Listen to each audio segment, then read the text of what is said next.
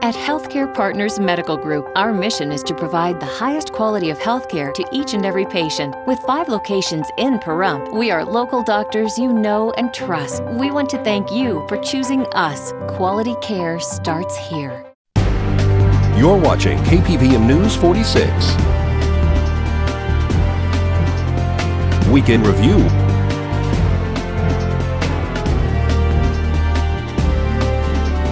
With Deanna O'Donnell.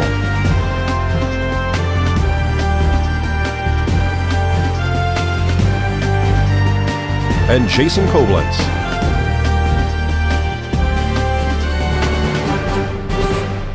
Welcome to News 46's Weekend Review, your #1 source for local news. I'm Deanna O'Donnell. And I'm Jason Koblenz. A lone gunman killed 26 people at an elementary school on Friday morning in Newtown, Connecticut, including 20 children between the ages of 5 to 10 years old. The shooter has been identified as 20-year-old Adam Lanza, who was found dead inside the Sandy Hook Elementary School of a self-inflicted gunshot wound. At least 3 weapons were recovered at the scene. Nancy Lanza, the shooter's 52-year-old mother and Sandy Hook kindergarten teacher, was among those killed. Authorities say an adult victim was found at Nancy Lanza's home, but would not confirm the identity. The shootings began at approximately 9:30 this morning. Children lucky enough to escape the carnage fled in frightened groups, some crying, some holding hands, as they were escorted from the school by teachers. Witnesses reported up to 100 shots were fired.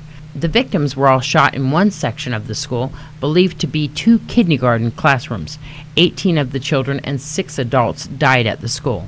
2 other children were pronounced dead after they were taken to local hospitals. 1 wounded victim was hospitalized. The shooting is being called the worst in U.S. history. A visibly shaken President Barack Obama spoke to the media today. Wiping away tears, he stated that he was heartbroken. He states, "These were beautiful little kids between the ages of 5 and 10 years old. They had their entire lives ahead of them. Birthdays, graduations, weddings, kids of their own." The elementary school, Sandy Hook, is located in a residential wooded neighborhood about 60 miles northeast of New York City. It has 39 teachers and nearly 700 students. This is Deanna O'Donnell for News 46. A giant in our community said goodbye Friday morning. The Valley Homes giant seemed to wave goodbye as he was taken down this last Friday morning from his location on Highway 160. The company, who was contracted to remove the landmark, sawed off one of his feet and the giant almost toppled over a construction worker on scene. Luckily, tragedy was diverted in connection to the Cleveland family who owned Valley Homes since 1994. Today, a landmark of Pahrump was removed off Highway 160. Some people are glad to see what they call an eyesore removed. Some people call it a historical landmark here in Pahrump. That is, the Valley Homes giant was taken down today. The property has been liquidated in order to pay restitution to the Moon family. The Cleveland family has owned Valley Homes since 1994.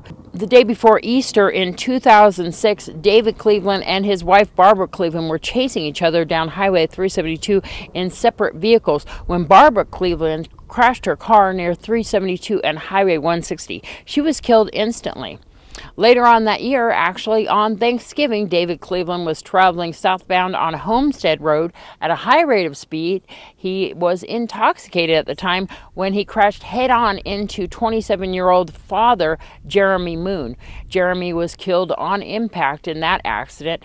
David Cleveland was convicted of that crime. He is serving a minimum of 16 years in prison. He was ordered to pay restitution to the Moon family in the amount of $182,000. The properties that he owned were sold.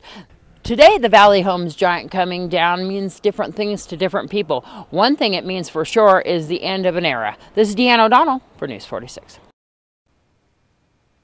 What is in the giant's future? According to sources, he is set to be scrapped. A vehicle struck a pedestrian last week on Homestead near Thousand Air. Yet another vehicle versus pedestrian accident occurred last night on Homestead between Thousand Air and Kellogg. Nye County Sheriff's deputies arrived on scene along with Pahrump Valley Fire and Rescue to find one vehicle who had apparently struck a man walking down the street. The man refused to be transported at first by Pahrump Valley Fire and Rescue, saying that he didn't suffer any injuries in this accident. However, finally decided to be transported here locally to Desert View Hospital. Nye County Sheriff's deputies are investigating the cause of this accident. This is Deanna O'Donnell for News 46. And one sedan received heavy damage after colliding with a pickup truck this last week in the intersection of Highway 372 and 160. A two-vehicle accident occurred on Highway 372 and 160 last night, right before 7 p.m. Pahrump Valley Fire and Rescue arrived on scene along with Nye County Sheriff's deputies and Nevada Highway Patrol. Nye County Sheriff's deputies blocked traffic in all directions while the investigation was being conducted. Pahrump Valley Fire and Rescue assessed two patients on scene.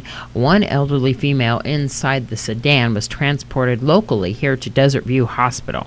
One other person declined to be transported on scene. No one inside the pickup truck was transported. Nevada Highway Patrol is investigating the cause of this accident. This is Deanna O'Donnell for News 46. And a Borough was killed on Highway 160. Please be aware that some of these photos may be upsetting to some viewers. A vehicle versus Borough accident occurred last night on North Highway 160 near Carroll Street. Pahrump Valley Fire and Rescue arrived on scene along with Nye County Sheriff's deputies and Nevada Highway Patrol to find the Borough had sustained fatal injuries. The driver inside the vehicle declined to be transported, although they did sustain minor injuries in this accident. Nevada Highway Patrol and Nye County Sheriff's deputies blocked traffic in all directions around the accident while the investigation was being conducted. This is common around the north side of Highway 160. That seems to be where the boroughs are actually crossing the roadway. Please take care when traveling this area of Highway 160. Nevada Highway Patrol is investigating this accident. This is Deanna O'Donnell for News 46. A pickup truck fled the scene after striking a fence on Gamebird this last week. A single vehicle accident occurred last night on Gamebird and Pahrump Valley Boulevard. Apparently, a pickup truck ran into a fence at the end of Pahrump Valley Boulevard on Gamebird Street. If you've been a long-time resident, you know that this fence has been struck many times. However, they did put a bigger fence in place this last time, but last night the vehicle actually struck the fence, tearing down the majority of the fence and its poles. The truck took off. Nobody was reported injured in this accident. Nye County Sheriff's deputies are investigating and looking for a vehicle described as a pickup truck missing its front headlight with major damage to the car. If you have any information, you're urged to call the Nye County Sheriff's Office at 751-7000. This is Deanna O'Donnell for News 46. Nevada with Deanna and much more local news when News 46's Weekend Review foreclosure rate remains second in the nation, even though activity dropped significantly year over year.